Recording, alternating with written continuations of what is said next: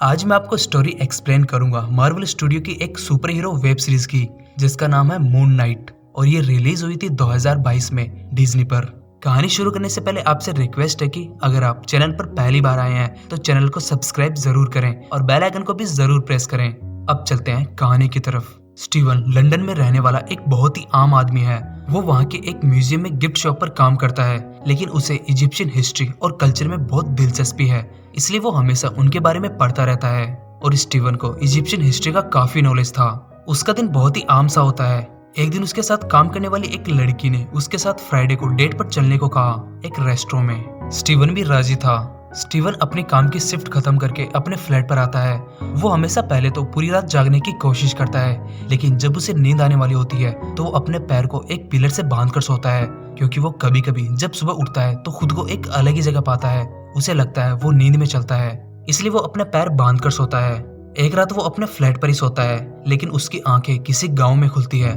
वो खुद को जख्मी हालत में पाता है और उसके पास एक कंपास होता है जो अमिट नाम की देवी की मूर्ति के पास लेकर जाता है। इजिप्शियन हिस्ट्री में अमिट को इंसाफ की देवी कहा जाता है, जो इंसान को गुनाह करने से पहले ही मार देती है। फिलहाल उसे बाकी देवताओं ने एक मूर्ति में कैद करके सुला दिया था और उस मूर्ति का पता उस कंपास के अलावा किसी को नहीं पता।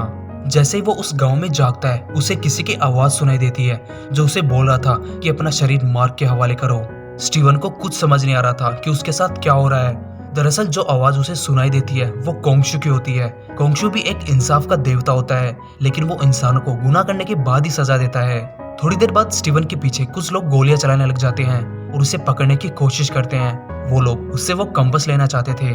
स्टीवन अपनी जान बचाकर उस गांव के अंदर भागता है, जहां वो देखता है कि ऑर्थर के पास अमिट की देवी की शक्तियों का कुछ अंश है और वो लोगों की आत्मा परखने के नाम पर उन लोगों को पहले ही मार रहा था जो भविष्य में कोई गुनाह करने वाले थे। ऑर्थर अचानक स्टीवन को पहचान लेता है और शराफत से वो कंपास उससे मांगता है। स्टीवन को कोई लड़ाई झगड़ा नहीं चाहिए था, तो वो कंपास आराम से ऑर्थर को देने लगता है, लेकिन कोंगशु उसे वो देने नहीं देता और उसका शरीर काबू करने की कोशिश करता है। ऑर्थर के आदमी जब उससे वो जबरदस्ती लेने की कोशिश करते हैं तो अगले पल स्टीवन उनको मार चुका होता है, लेकिन कैसे और कब उसे खुद नहीं पता होता। स्टीवन उस गांव से भागता है, लेकिन ऑर्थर के लोग उस पर हमला करते हैं, लेकिन वो एक एक पल में सभी को मारता जा रहा था, लेकिन कैसे उसे नहीं पता था। अगले पल उसकी आंख खुलती है अपने ही बेड पर।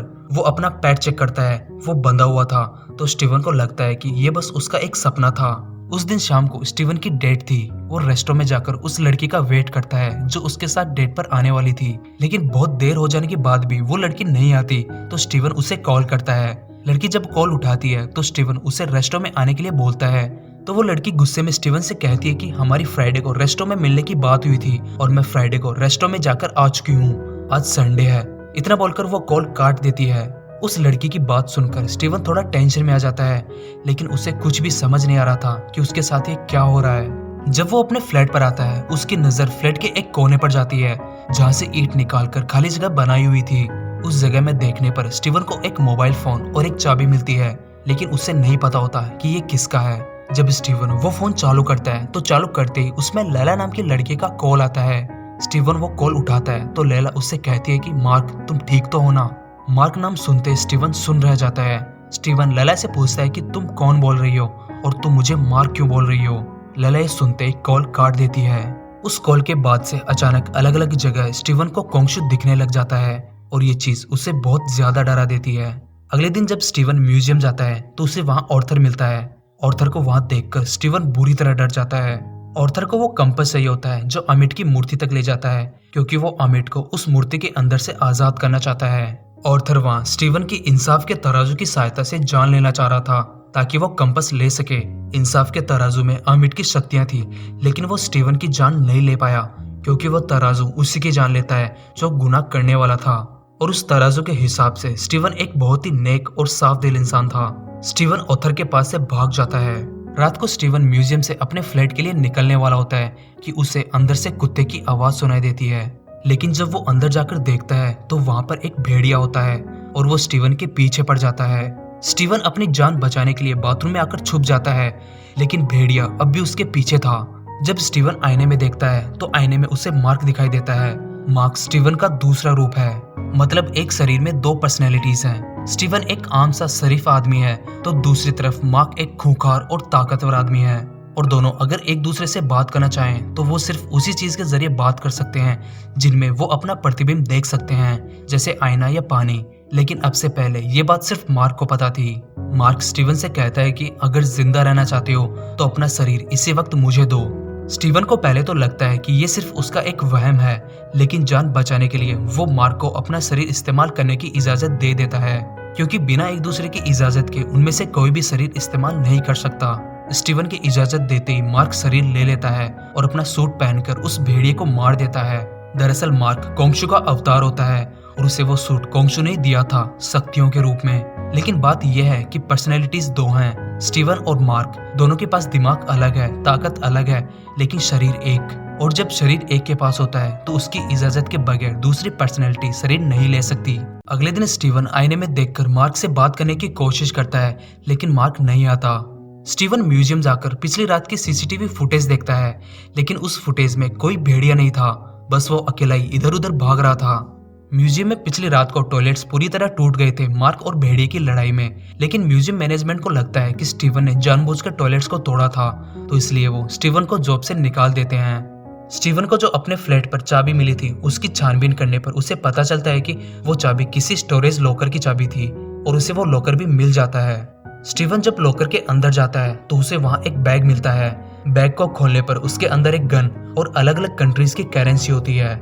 लेकिन स्टीवन को सबसे ज्यादा शौक तो तब होता है जब उसे वहाँ वो कंपास मिलता है जो उसने सपने में देखा था, और उसी वक्त वहाँ मार्क भी आ जाता है। स्टीवन मार्क से उसके बारे में पूछता है तो मार्क कहता है कि वो मासूमों की रक्षा करता है और गुनहगारों को सजा देता है।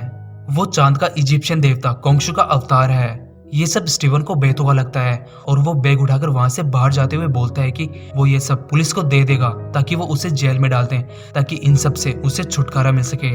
लेकिन जैसे वो लॉकर से बाहर आता है उससे पहली बार कोंगशू बहुत करीब से दिखता है। उसे इतना पास देखकर स्टीवन बहुत ज्यादा डर जाता है और दौड़ता हुआ सड़क पर आ जाता है जहाँ उसे लैला मिलती है। लैला स्टीवन के पास जो मार्क का फोन था उसे ट्रेस करके उस तक पहुंची थी। थोड़ी देर बाद स्टीवन को पता चलता है कि लैला मार्क की पत्नी है, लेकिन लैला को ये नहीं पता था कि स्टीवन और मार्क की एक ही बॉडी है। लैला स्टीवन को मार्क समझ रही थी। स्टीवन लैला को अपने फ्लैट पर लेकर जाता है और उसे अपनी और मार्क की सच्चाई बताता है, और स्टीवन लैला को वो आमिर की मूर्ति तक ले जाने वाला कंपास भी दे देता है। लैला उस कंपास के बारे में जानती थी क्योंकि एक वक्त पर लैला और मार्क दोनों मिलकर उसे ढूंढ रहे थे।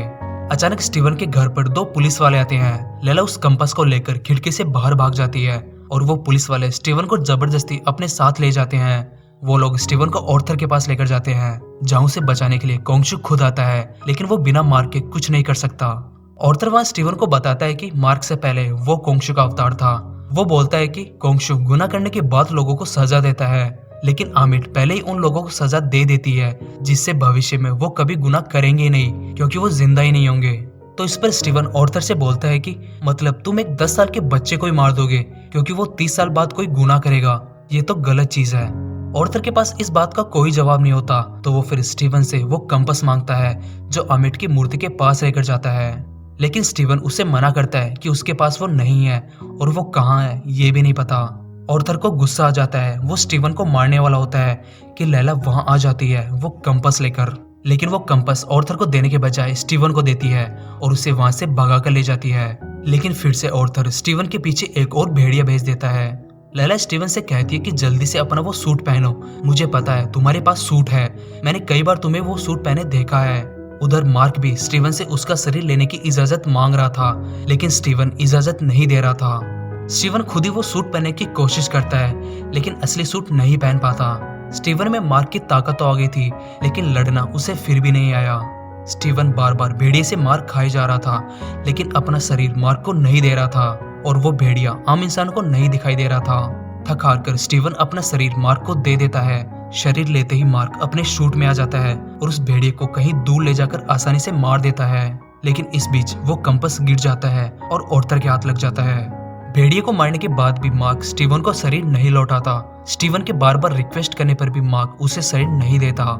स्टीवन मार्क से पूछता है कि ये मेरे साथ ही क्यों हो रहा है, तो मार्क उसे कहता है कि अगर हम दोनों जिंदा हैं तो वो सिर्फ कोंगशू की वजह से, इसलिए मुझे एहसान उतारने के लिए उसका अवतार बनकर रहना पड़ता है, और अगर मैं ऐसा नहीं करूं तो वो लैला को अपना अवतार बना लेगा। ऐसा करने से उसकी जिंदगी तबाह हो जाएगी और मैं ऐसा बिल्कुल नहीं होने दूंगा। काम खत्म होते ही तुम्हें तुम्हारा शरीर दे दूंगा, लेकिन अभी नहीं दे सकता। कंपस ऑर्थर के हाथ लगने से कोंगशु मार्क से बहुत नाराज होता है और ये बात मार्क को बताता है और साथ ही धमकी देता है कि अगर काम तुमसे नहीं हुआ तो मेरा अगला अवतार लैला होगी। मार्क कोंगशु से कहता है कि ऑर्थर को दूसरे तरीके से रोकेंगे और आमिट की मूर्ति तक उससे पहले पहुंचेंगे। मार्क फिर इजिप्ट चला जाता है। लैला को भी पता चलता है कि मार्क इजिप्ट जा चुका है, वो भी वहां जाने की तैयारी करती है। दरअसल लैला इजिप्शियन ही है, वो कुछ सालों पहले लंदन आ गई थी। उसके पापा इजिप्शियन आर्कियोलॉजिस्ट थे जो कुछ सालों पहले मारे जा चुके थे जब वो पिरामिड्स के बारे में पता लगा रहे थे। उनके और उनकी टीम पर हमला हुआ था जिनमें वो सब मारे गए। ऑर्थर को आमिट की मूर्ति का पता चल जाता है। जहां आमिट की मूर्ति होती है ऑर्थर वहां खुदाई शुरू करता है। मार्क और कोंगशु आमिट की मूर्ति के पास ऑर्थर से पहले पहुंचना चाहते थे, लेकिन उन्हें समझ नहीं आ रहा था कि वो कैसे पहुंचे। उस कंपास के अलावा किसी को नहीं पता कि आमिट की मूर्ति है कहाँ। तो कोंगशु मार्क से कहता है कि अब ऑर्थर को सारे देवताओं के अलावा और कोई नहीं रोक सकता। कोंगशु सारे देवताओं का ध्यान अपनी तरफ खींचने के लिए अचानक सूर्य ग्रहण करवा देता है। इस वजह से दुनिया भर में फैले देवताओं के अवतारों की सभा बुलाई जाती है, जहां कोंगशु का अवतार यानी मार्क उनसे रिक्वेस्ट करके ऑर्थर को रोक सके। लेकिन जब मार्क सभा में जाता है तो सबसे पहले बाकी के अवतार मार्क के माध्यम से कोंगशु को बोलते हैं कि अगर अगली बार आसमान के साथ छेड़छाड़ की तो तुम्हें पत्थर की मूर्ति में कैद कर दिया जाएगा। मार्क फिर सारे अवतारों से कहता है कि ऑर्थर आमिट की मूर्ति ढूंढ रहा है क्योंकि वो उसे आजाद करना चाहता है और वो इस वक्त इजिप्ट में ही है। मार्क की बात सुनकर ऑर्थर को उस सभा में बुलाया जाता है और उस पर लगे आरोपों के बारे में उससे पूछा जाता है, लेकिन ऑर्थर कहता है कि वो इजिप्ट बस घूमने आया है और वो ऐसा कुछ नहीं कर रहा। ऑर्थर मार्क के ऊपर ही उसकी बात उल्टी गिरा देता है और बोलता है कि कोंगशु का अवतार खुद बीमार है, वो अपने अंदर एक और आदमी की पर्सनैलिटी लेकर घूमता है। ऑर्थर की बात सारे अवतार मान लेते हैं क्योंकि वो इंसानों के मामले में ज्यादा दखल नहीं देते। ऑर्थर और मार्क को उस सभा से भेज दिया जाता है और बाकी के अवतार भी अपनी अपनी जगह जाने लगते हैं। लेकिन यात्सल जो कि हैथोर की अवतार थी, उसे मार्क की बातों में थोड़ी सच्चाई लगी, तो वो मार्क को अकेले में ले जाकर बताती है कि आमिट की मूर्ति को छुपाकर दफनाया गया था। उसका पता देवी देवताओं को भी नहीं है, लेकिन एक सिपाही को उसका पता मालूम था जिसका नाम सेनफू था, ताकि अगर कभी देवी देवता आमिट को आजाद करना चाहें तो सेनफू की मदद से वो उस जगह पहुंच जाएं जहां मूर्ति को दफनाया गया है और उसे आजाद कर दें। अगर सेनफू का ताबूत मिल जाता है तो आमिट की मूर्ति का पता भी मिल जाएगा। लेकिन कुछ सालों पहले किसी ने ताबूत को चोरी करके काले बाजार में बेच दिया और तब से उसका पता किसी को नहीं है। इतना बोलकर यात्सल वहां से चली जाती है। मार्क को अब सेनफू का ताबूत ढूंढना था। मार्क सेनफू का ताबूत ढूंढने की कोशिश कर रहा था कि उसे वहां लैला मिलती है। वो उसके पीछे यहाँ तक आ गई थी। मार्क नहीं चाहता था कि लैला इजिप्ट आए, लेकिन लैला मार्क का पीछा नहीं छोड़ने वाली थी। फिर मार्क लैला को भी सेनफू के ताबूत की बात बताता है तो लैला बोलती है कि शायद उसे पता है कि वो ताबूत कहाँ है। लैला फिर मार्क को मोगाट के पास लेकर जाती है। मोगाट एंटीक चीजों का बिजनेस करता है काले बाजार में। लैला ने कुछ वक्त उसके साथ काम किया था और दोनों अच्छे दोस्त थे। सेनफू का ताबूत मोगाट के पास ही होता है। लैला के रिक्वेस्ट करने पर मोगाट उन्हें वो ताबूत दिखाता है। ताबूत में सेनफू की लाश के ऊपर कुछ कपड़ों के टुकड़े पड़े होते हैं जिन पर कुछ तारे बने हुए थे जो किसी चीज की तरफ इशारा कर रहे थे। मार्क आईने में बैठे स्टीवन की सहायता से उन कपड़ों पर बने तारों की पहेली सॉल्व करने की कोशिश करता है क्योंकि स्टीवन को इजिप्शियन हिस्ट्री और कल्चर की अच्छी समझ थी। मार्क और स्टीवन वो पहेली सॉल्व कर रहे थे कि वहां ऑर्थर आकर उस ताबूत और उन कपड़ों को तबाह कर देता है। अचानक हुए इस हमले से मोगाट के लोग लैला और मार्क पर भी हमला कर देते हैं। लैला बचे हुए कपड़ों के टुकड़ों को अपने साथ ले लेती है। मार्क अपने और लैला की जान बचाने के लिए कोंगशु का सूट पहनकर मोगाट के लोगों से मुकाबला करता है। कपड़ों के टुकड़े मिलते ही मार्क और लैला वहां से भाग जाते हैं। दोनों भागकर रेगिस्तान के बीचों बीच आ जाते हैं और उन कपड़ों के टुकड़ों को जोड़ने की कोशिश कर रहे थे, लेकिन लैला और मार्क के बस की बात नहीं थी। लैला फिर मार्क को कन्विंस करती है कि वो अपना शरीर स्टीवन को दे दे ताकि वो इस पहेली को सॉल्व कर सके। मार्क ना चाहते हुए भी शरीर स्टीवन को दे देता है और स्टीवन कुछ ही देर में वो तारों का नक्शा बना देता है। नक्शा बनाने के बाद भी स्टीवन लैला से कहता है कि इस नक्शे की सहायता से मूर्ति को ढूंढना नामुमकिन है क्योंकि सेनफू ने ये तारों का नक्शा 2000 साल पहले का आसमान देखकर बनाया था और कहाँ बैठकर बनाया था ये भी नहीं पता। मान ले कि अगर जगह भी मिल गई तो भी उस वक्त के तारों की जगह बहुत अलग थी क्योंकि तारों की जगह बदलती रहती है। तभी कोंगशु स्टीवन को बोलता है कि मुझे हर रात याद है, मुझे वो रात भी याद है। मैं उस रात का आसमान ला सकता हूँ, लेकिन इस चीज की कीमत चुकानी पड़ेगी। कोंगशु फिर अपनी सारी ताकत लगाकर 2000 साल पहले के आसमान को ले आता है और लैला नक्शे और आसमान के तारों को मिलाकर अमेट की मूर्ति का पता ढूंढ लेती है। लेकिन कोंगशु की इस हरकत से बाकी के देवी देवता नाराज हो जाते हैं और अपने अवतारों को भेजकर कोंगशु को एक पत्थर की मूर्ति में कैद कर देते हैं। और जैसे ही वो कोंगशु को कैद करते हैं, मार्क के पास से कोंगशु की सारी ताकतें चली जाती है और उसका दिया हुआ सूट भी। मार्क भी अब एक आम आदमी है। नक्शे का पीछा करते करते स्टीवन और लैला उस जगह ऑर्थर से पहले पहुंच जाते हैं जहां अमेट की मूर्ति होनी चाहिए। लेकिन उन्हें वहां बरसों से खोया हुआ अलेक्जेंडर का ताबूत मिलता है। ताबूत को खोलने पर स्टीवन को सिर्फ अलेक्जेंडर की मम्मी मिलती है, लेकिन अमेट की मूर्ति नहीं। स्टीवन थोड़ा दिमाग लगाता है कि नक्शा हमें यहाँ तक लाया है, मतलब मूर्ति यहीं कहीं होनी चाहिए। तभी स्टीवन के दिमाग में एक चीज आती है कि अलेक्जेंडर को अमेट की आवाज भी कहा जाता है, तो शायद मूर्ति के अलेक्जेंडर को शरीर के अंदर छुपाया गया होगा। स्टीवन अपना हाथ अलेक्जेंडर के गले के अंदर तक डालता है, जहां उसे अमेट की मूर्ति मिल जाती है। अमेट को अलेक्जेंडर के शरीर के अंदर इसलिए छुपाया गया था ताकि चोरों की नजर अमेट की मूर्ति पर आसानी से ना पड़े। स्टीवन वो मूर्ति अपने पास रख लेता है। मूर्ति के लेते ही वहाँ ऑर्थर भी आ जाता है। ऑर्थर के वहाँ आने के जस्ट पहले स्टीवन लैला को वहीं छुपा देता है। ऑर्थर समझ जाता है कि अमेट की मूर्ति इस वक्त स्टीवन के पास है। जब वो स्टीवन से मूर्ति मांगता है तो स्टीवन उसे मूर्ति देने के लिए मना कर देता है। मूर्ति ना देने पर ऑर्थर स्टीवन को गोली मार देता है और अब उसके पास कोंगशु की ताकत भी नहीं थी। गोली लगते ही स्टीवन वहीं गिर जाता है। थोड़ी देर बाद शरीर को मार्क के रूप में होश आता है एक मेंटल हॉस्पिटल के अंदर। मार्क एक कांच में खुद को देखता है, लेकिन उस कांच में स्टीवन नहीं था। ये देखकर मार्क झटपटाने लगता है और वहां से भागने लगता है, लेकिन हॉस्पिटल में काम करने वाले स्टाफ उसे काबू करने की कोशिश करते हैं। मार्क उनसे खुद को छुड़ाकर हॉस्पिटल में इधर उधर भागने लगता है। हॉस्पिटल के स्टाफ से बचने के लिए मार्क एक कमरे में आकर छुप जाता है जहाँ पर एक इजिप्शियन ताबूत रखा हुआ था और वो हिल रहा था। मार्क जब वो ताबूत खोलता है उसमें स्टीवन होता है। स्टीवन और मार्क एक दूसरे को अलग अलग शरीर में देखकर खुश भी थे और कंफ्यूज भी। लेकिन जब वो उस कमरे से बाहर जाते हैं तो वो देखते हैं कि एक दरवाजे से एक हिप्पो जैसी दिखने वाली औरत उनके पास आती है। उसे देखकर मार्क और स्टीवन बुरी तरह डर जाते हैं। दरअसल वो हिप्पो जैसे दिखने वाली औरत इजिप्शियन देवी टावरेट है, जिसे मौत की देवी भी कहा जाता है। उसका काम मरे हुए लोगों को स्वर्ग या नरक भेजने का होता है, मतलब स्टीवन और मार्क मर चुके हैं। टावरेट मार्क और स्टीवन से कहती है कि तुम अब मृत्यु लोक में हो और मैं बताऊंगी तुम्हें कहाँ जाना है, स्वर्ग या नरक। तो मार्क टावरेट से पूछता है कि तो हमें ये मृत्यु लोक मेंटल हॉस्पिटल के जैसा क्यों लग रहा है। तो इस पर टावरेट कहती है कि मृत्यु लोक की सच्चाई समझना इंसानों के बस की बात नहीं है, तो इंसान मृत्यु लोक को अपनी कल्पना के अनुसार देखते हैं। मेंटल हॉस्पिटल तुम दोनों की कल्पना ही है। टावरेट दोनों को मेंटल हॉस्पिटल से बाहर लेकर जाती है असली मृत्यु लोक में, जहां वो एक बड़े से जहाज पर सवार थे और वो जहाज रेत के ऊपर चल रहा था। टावरेट दोनों का दिल निकाल लेती है और उसे एक तराजू के पलड़े पर रख देती है और दूसरे पलड़े पर सच्चाई का पंख रखती है। अगर दिल उस पंख से भारी हुआ तो उन्हें उसी वक्त जहाज से नीचे रेत में फेंक दिया जाएगा। एक तरीके से रेत नरक थी। अगर एक बार उस रेत में गए तो हमेशा के लिए वहीं जमकर रह जाओगे। लेकिन अगर दिल उस पंख के बराबर हुआ तो उसे सुकून के मैदान में छोड़ दिया जाएगा, जो एक तरीके से स्वर्ग है। टावरेट जब उनका दिल तोड़ती है तो ना तो वो दिल उस पंख के बराबर हो रहे थे और ना ही भारी। तो टावरेट उन दोनों से कहती है कि शायद तुम्हारे दिल में कुछ खलस है, तुम्हें शायद अपनी किसी याददाश्त की सच्चाई का सामना करना चाहिए।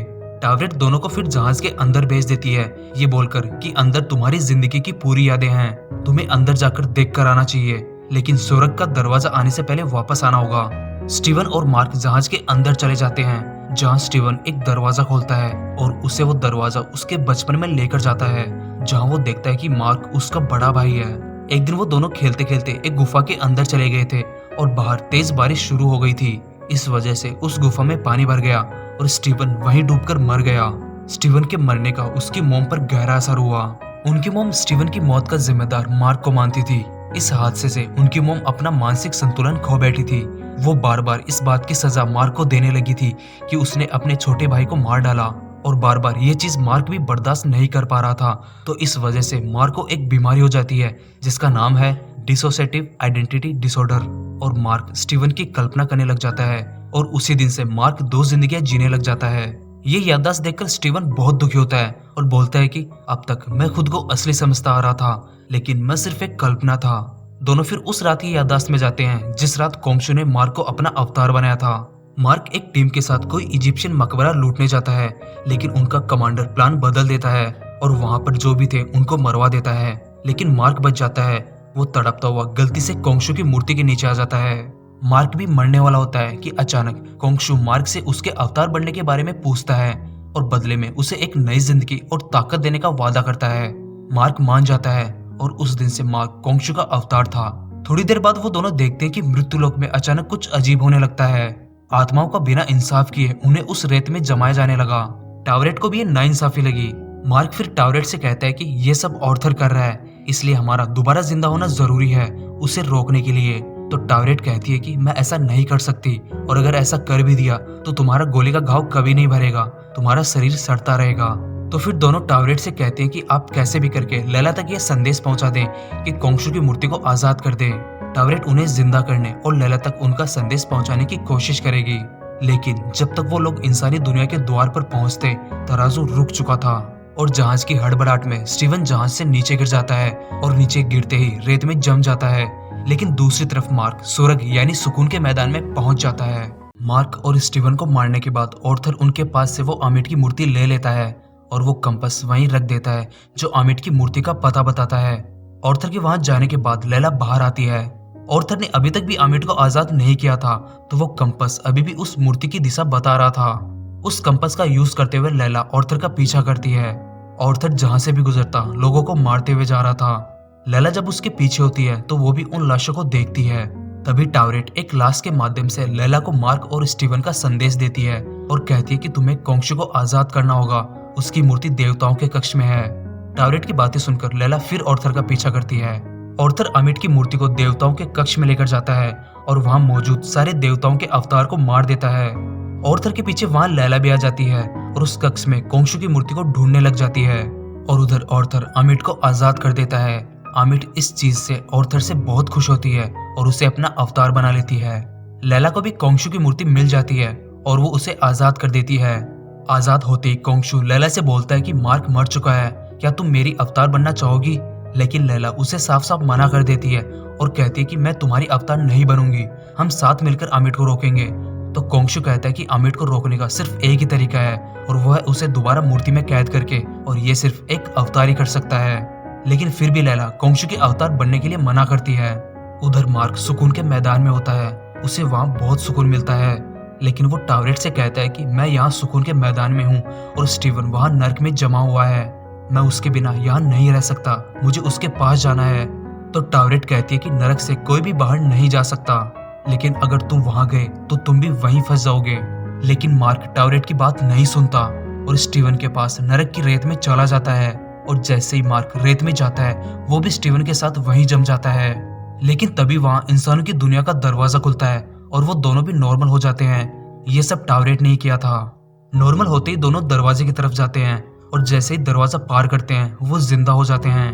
उधर कोंगशू आमिट को रोकने की कोशिश कर रहा था कि मार्क के जिंदा होते ही कोंगशू को इस बात का आभास हो जाता है कि मार्क फिर से आ चुका है।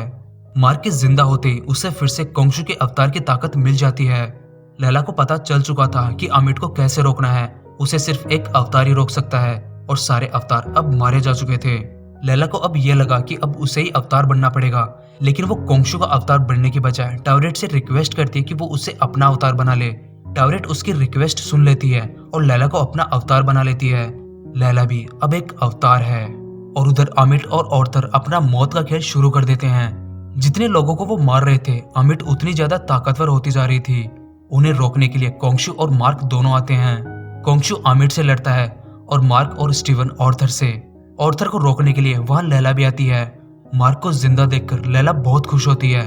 मार्क, स्टीवन और लैला मिलकर फिर ऑर्थर से लड़ते हैं, लेकिन ऑर्थर के पास जो आमिट की शक्तियां थी उनका मुकाबला शायद मार्क और लैला नहीं कर पा रहे थे। ऑर्थर लड़ाई में मार्क को मारने वाला होता है कि अचानक अगले पल में मार्क ऑर्थर को मार चुका होता है। ये सब इतनी जल्दी हुआ था कि मार्क को समझ नहीं आया कि ये सब कैसे हुआ। मार्क स्टीवन से पूछता है कि क्या तुमने ऑर्थर को मारा है, लेकिन स्टीवन कहता है कि नहीं, उसने नहीं मारा।